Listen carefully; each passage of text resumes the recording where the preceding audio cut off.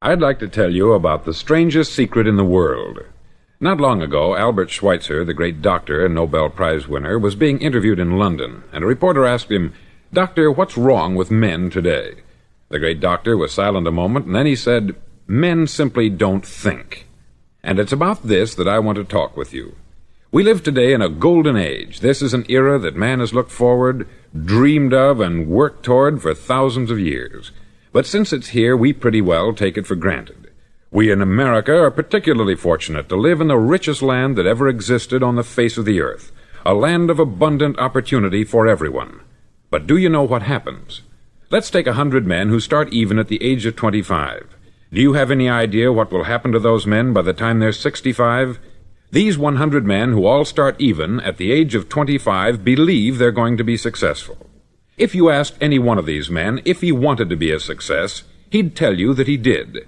And you'd notice that he was eager toward life, that there was a certain sparkle to his eye, an erectness to his carriage, and life seemed like a pretty interesting adventure to him.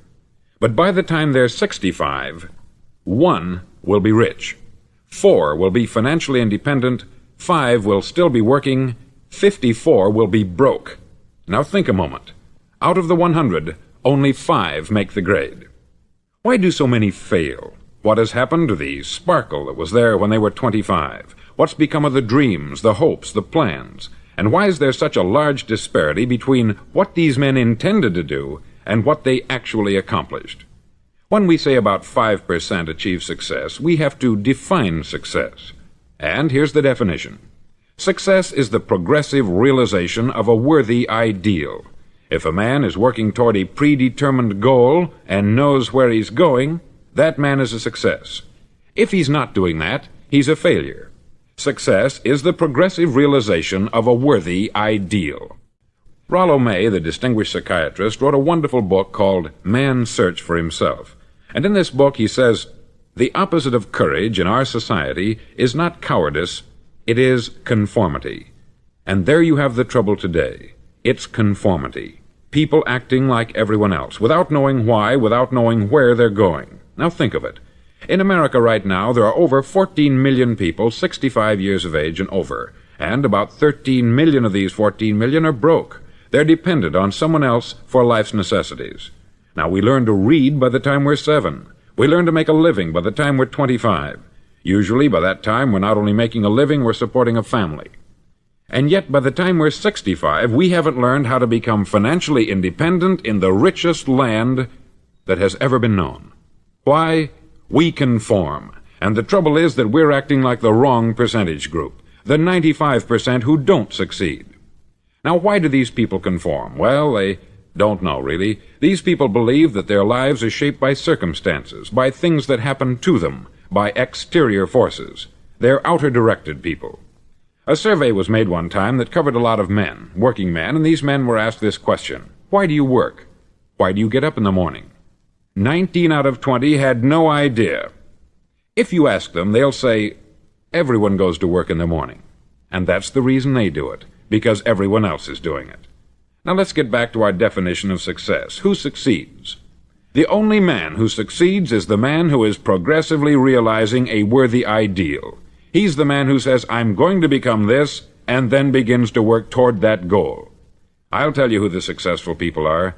A success is the school teacher who's teaching school because that's what she wanted to do. The success is the woman who's a wife and mother because she wanted to become a wife and mother and is doing a good job of it.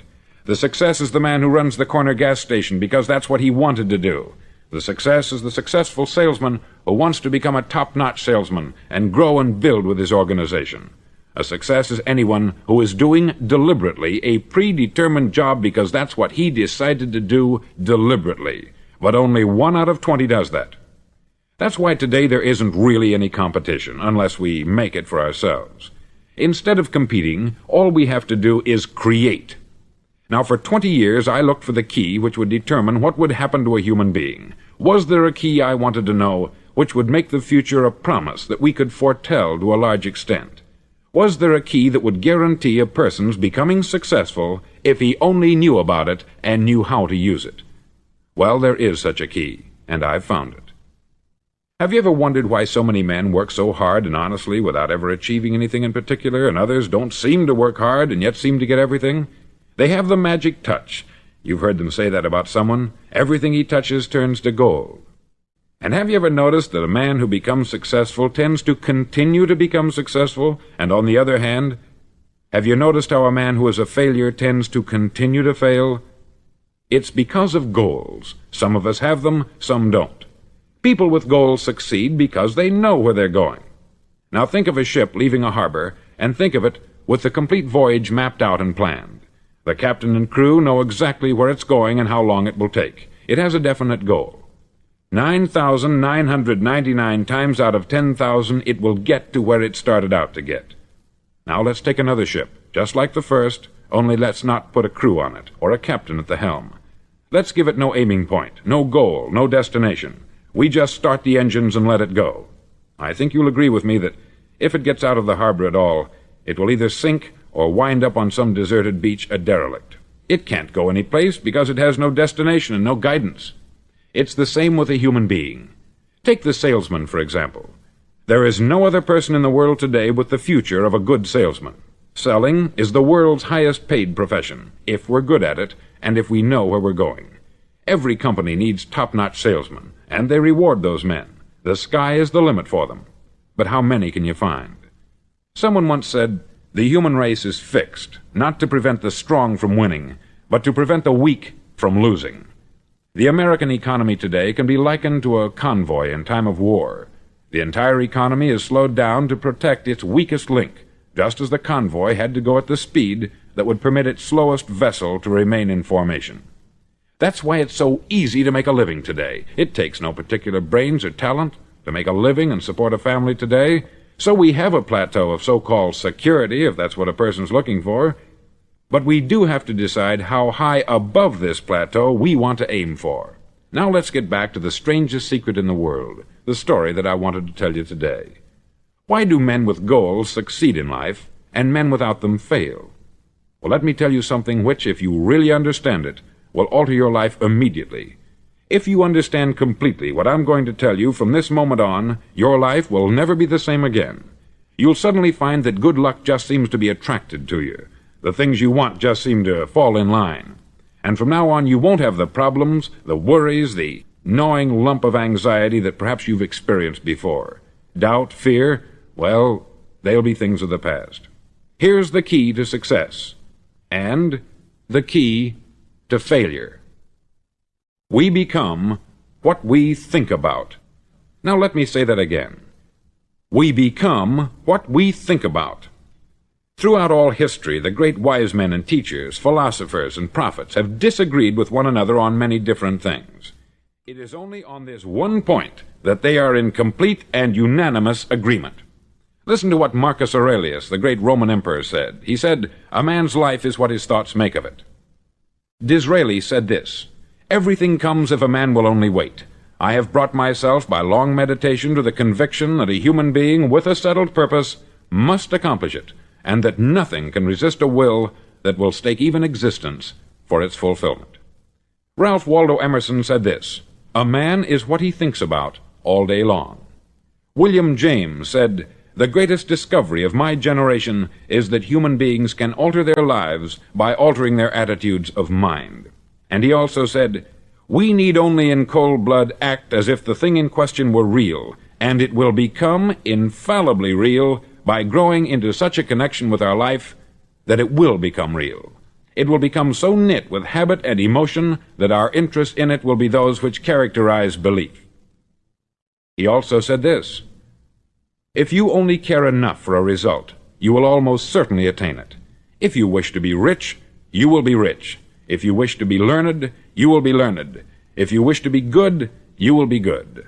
Only you must then really wish these things, and wish them exclusively, and not wish at the same time 100 other incompatible things just as strongly." In the Bible you read, in Mark 9:23, "If thou canst believe, all things are possible to him that believeth." Dr. Norman Vincent Peale said this, "This is one of the greatest laws in the universe. Fervently do I wish I had discovered it as a very young man. It dawned upon me much later in life, and I've found it to be one of the greatest, if not my greatest discovery, outside of my relationship to God. And the great law, briefly and simply stated, is that if you think in negative terms, you'll get negative results. If you think in positive terms, you will achieve positive results. That is the simple fact which is at the basis of an astonishing law of prosperity and success. In 3 words, believe and succeed. William Shakespeare put it this way: "Our doubts are traitors, and make us lose the good we oft might win, by fearing to attempt." George Bernard Shaw said, "People are always blaming their circumstances for what they are. I don't believe in circumstances. The people who get on in this world are the people who get up and look for the circumstances they want, and if they can't find them, make them." Well, it's pretty apparent, isn't it?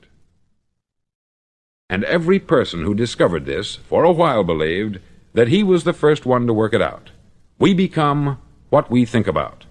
Now, it stands to reason that a person who's thinking about a concrete and worthwhile goal is going to reach it, because that's what he's thinking about. And we become what we think about. Conversely, the man who has no goal, who doesn't know where he's going, and whose thoughts must therefore be thoughts of confusion and anxiety and fear and worry, becomes what he thinks about. His life becomes one of frustration, fear, anxiety, and worry. And if he thinks about nothing, he becomes nothing. Now, how does it work? Why do we become what we think about? Well, I'll tell you how it works as far as we know. Now, to do this, I want to tell you about a situation that parallels the human mind. Suppose a farmer has some land, and it's good, fertile land.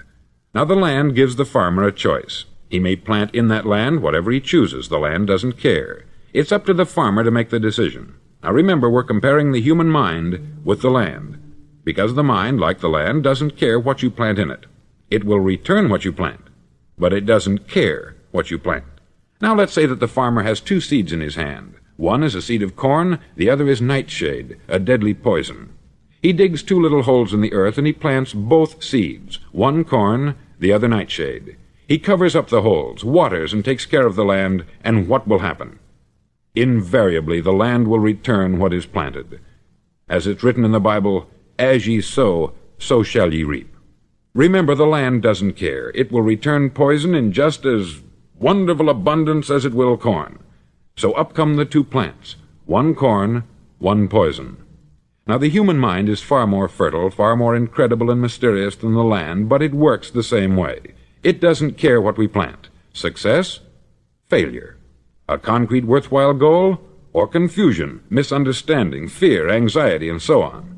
But what we plant, it will return to us. You see, the human mind is the last great unexplored continent on the earth. It contains riches beyond our wildest dreams. It will return anything we want to plant. Now, you might say, well, if that's true, why don't people use their minds more? Well, I think they've figured out an answer to that, too. Our mind comes as standard equipment at birth. It's free, and things that are given to us for nothing we place little value on. Things that we pay money for, we value. The paradox is that exactly the reverse is true. Everything that's really worthwhile in life came to us free. Our mind, our soul, our body, our hopes, our dreams, our ambitions, our intelligence, our love of family and children and friends. All these priceless possessions are free, but the things that cost us money are actually very cheap and can be replaced at any time. A good man can be completely wiped out and make another fortune.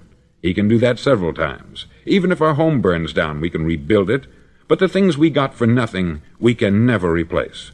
The human mind isn't used merely because we take it for granted. Familiarity breeds contempt. It can do any kind of job we assign to it, but generally speaking, we use it for little jobs instead of big important ones. Universities have proved that most of us are operating on about 10% of our abilities. Decide now, what is it you want? Plant your goal in your mind. It's the most important decision you'll ever make in your entire life. Do you want to be an outstanding salesman, a better worker at your particular job? Do you want to go places in your company, in your community?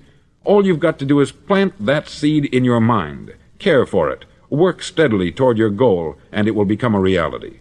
It not only will, there's no way that it cannot. You see, that is a law, like the laws of Sir Isaac Newton, the laws of gravity. If you get on top of a building and jump off, you'll always go down. You'll never go up. And it's the same with all the other laws of nature. They always work. They're inflexible. Think about your goal in a relaxed, positive way. Picture yourself in your mind's eye as having already achieved this goal. See yourself doing the things you will be doing when you've reached your goal. Ours has been called the phenobarbital age, the age of ulcers and nervous breakdowns. At a time when medical research has raised us to a new plateau of good health and longevity, far too many of us worry ourselves into an early grave trying to cope with things in our own little personal ways, without learning a few great laws that will take care of everything for us. These things we bring on ourselves through our habitual way of thinking.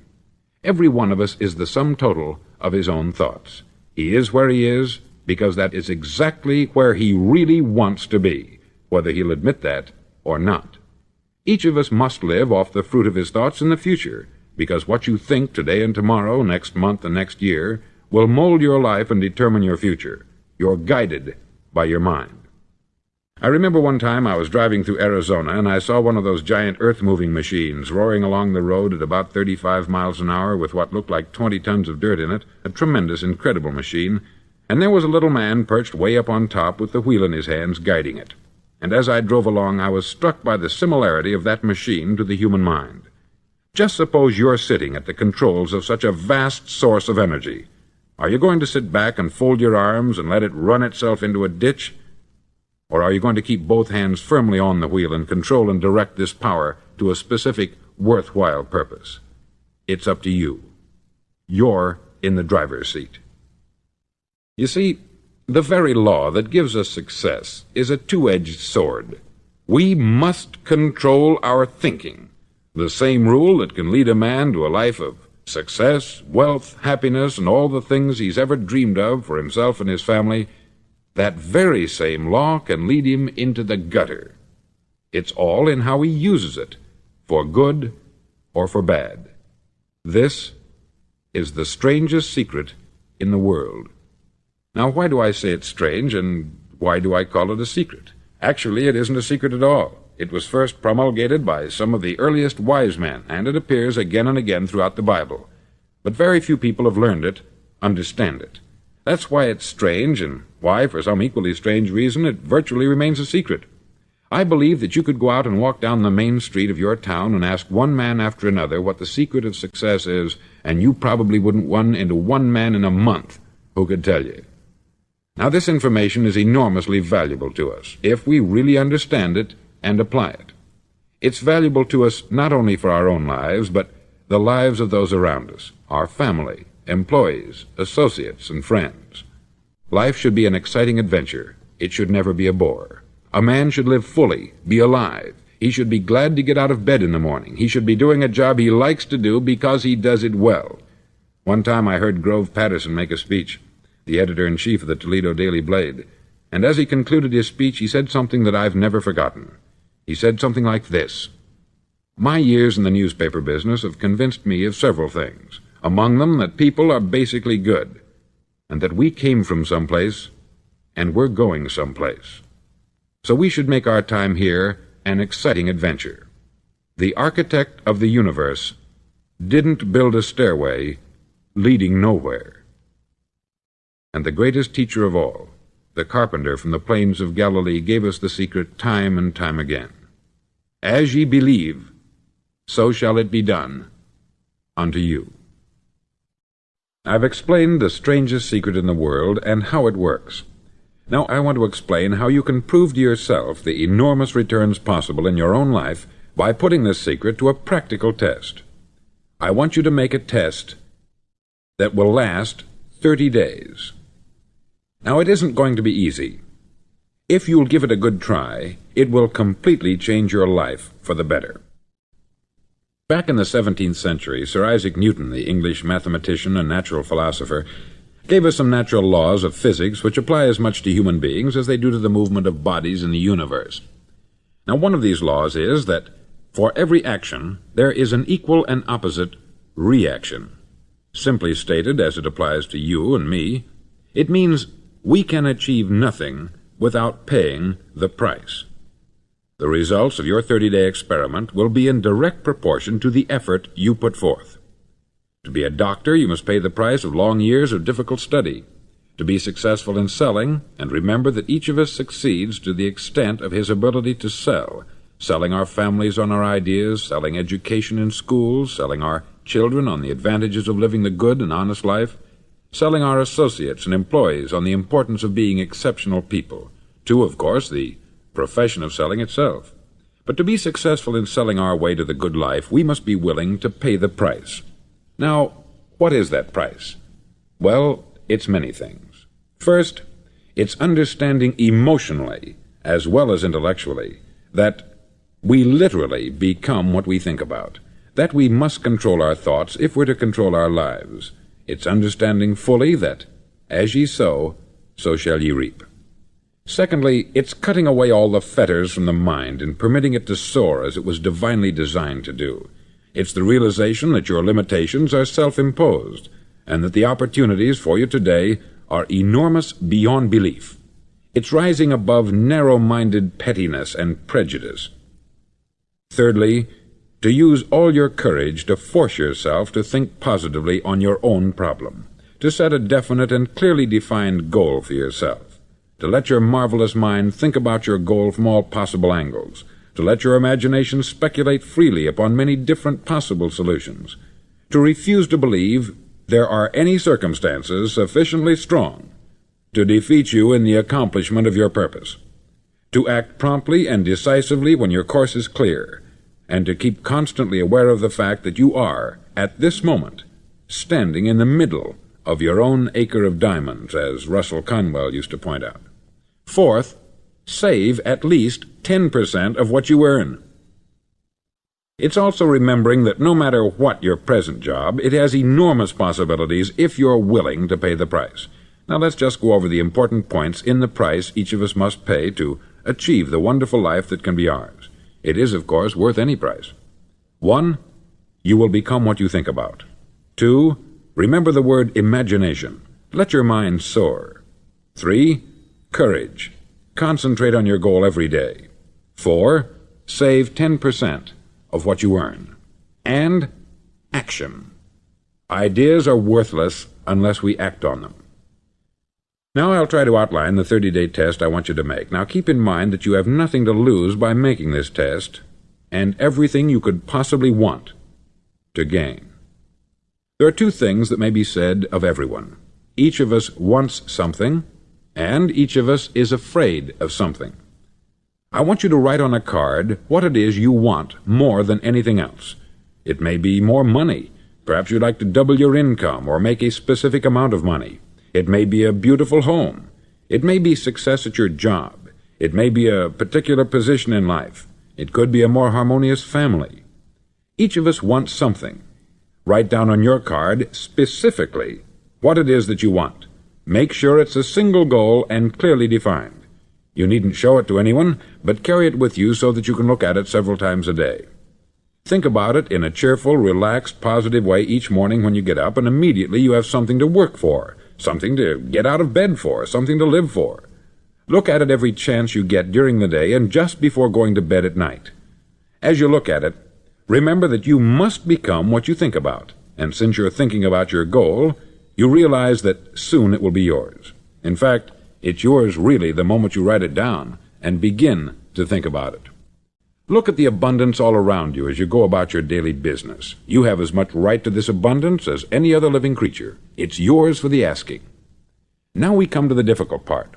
Difficult because it means the formation of what is probably a brand new habit, and new habits are not easily formed. Once formed, however, it'll follow you for the rest of your life. Stop thinking about what it is you fear. Each time a fearful or negative thought comes into your consciousness, replace it with a mental picture of your positive and worthwhile goal. There will come times when you will feel like giving up.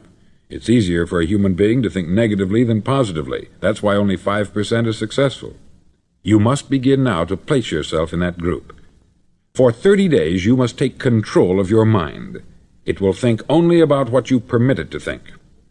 Each day for this 30-day test, do more than you have to do. In addition to maintaining a cheerful, positive outlook, give of yourself more than you've ever done before. Do this knowing that your returns in life must be in direct proportion to what you give. The moment you decide on a goal to work toward, you're immediately a successful person. You're then in that rare and successful category of people who know where they're going. Out of every 100 people, you belong to the top 5. Don't concern yourself too much with how you're going to achieve your goal. Leave that completely to a power greater than yourself. All you have to do is know where you're going. The answers will come to you of their own accord. Remember these words from the Sermon on the Mount, and remember them well. Keep them constantly before you this month of your test. Ask, and it shall be given you. Seek, and ye shall find. Knock, and it shall be opened unto you. For every one that asketh receiveth, and he that seeketh findeth, and to him that knocketh it shall be opened. It's as marvelous and as simple as that. In fact, it's so simple that in our seemingly complicated world it's difficult for an adult to understand that all he needs is a purpose and faith. For 30 days, do your best. If you're a salesman, go at it as you've never done before, not in hectic fashion, but with the calm, cheerful assurance that time well spent will give you the abundance in return you deserve and want.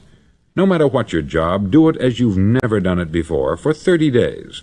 And if you've kept your goal before you every day, you'll wonder and marvel at this new life you've found.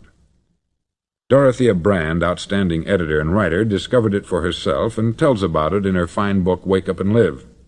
Her entire philosophy is reduced to the words, act as though it were impossible to fail.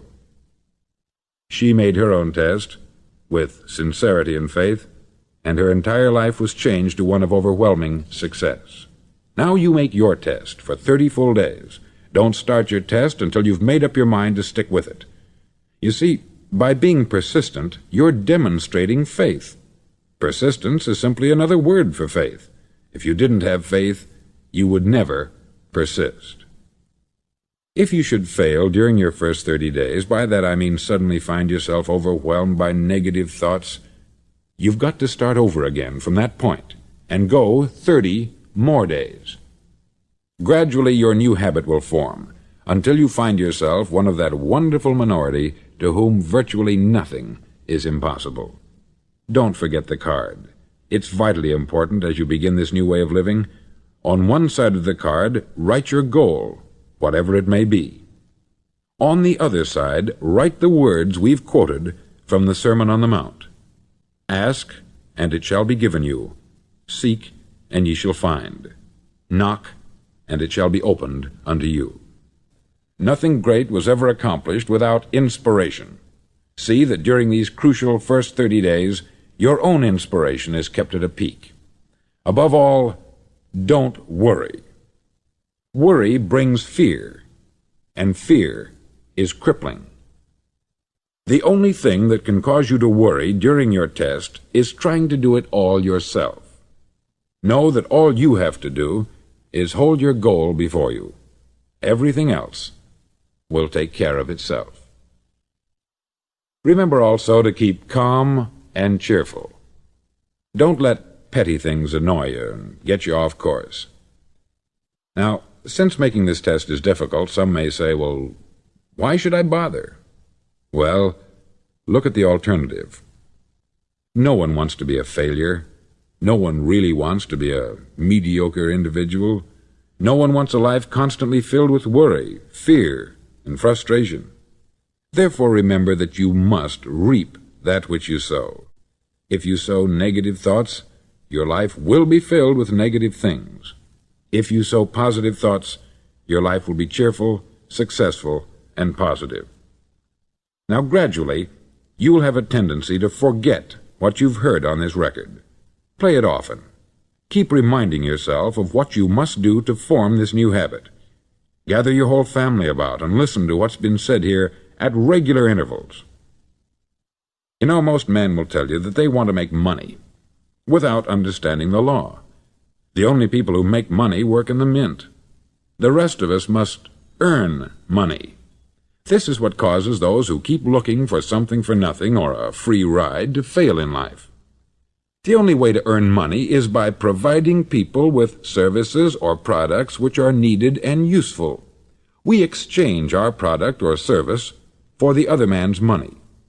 Therefore, the law is that our financial return will be in direct proportion to our service. Success is not the result of making money. Making money is the result of success, and success is in direct proportion to our service. Most people have this law backwards. They believe that you're successful if you earn a lot of money. The truth is that you can only earn money after you're successful. It's like the story of the man who sat in front of the stove and said to it, "Give me heat, and then I'll add the wood." How many men and women do you know, or do you suppose there are today, who take the same attitude toward life? There are millions. We've got to put the fuel in before we can expect heat. Likewise, we've got to be of service first before we can expect money. Don't concern yourself with the money. Be of service. Build, work, dream, create. Do this, and you'll find there's no limit to the prosperity and abundance that will come to you. Prosperity is founded upon a law of mutual exchange. Any person who contributes to prosperity must prosper in turn himself.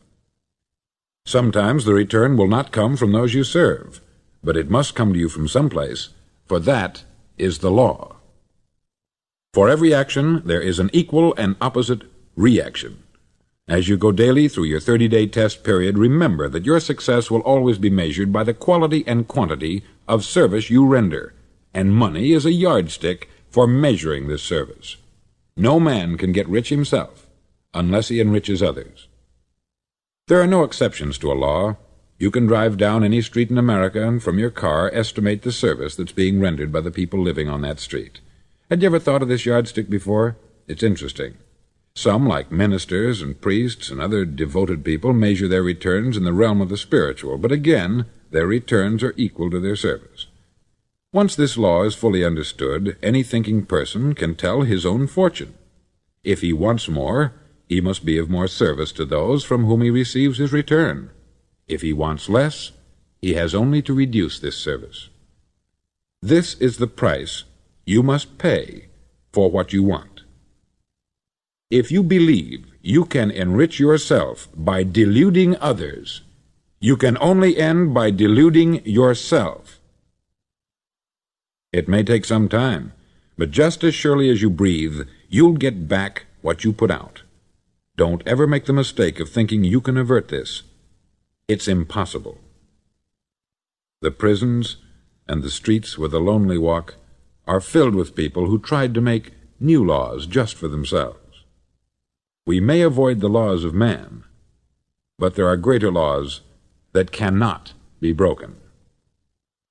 An outstanding medical doctor recently pointed out 6 steps that will help you realize success. 1. Set yourself a definite goal. 2. Quit running yourself down. 3.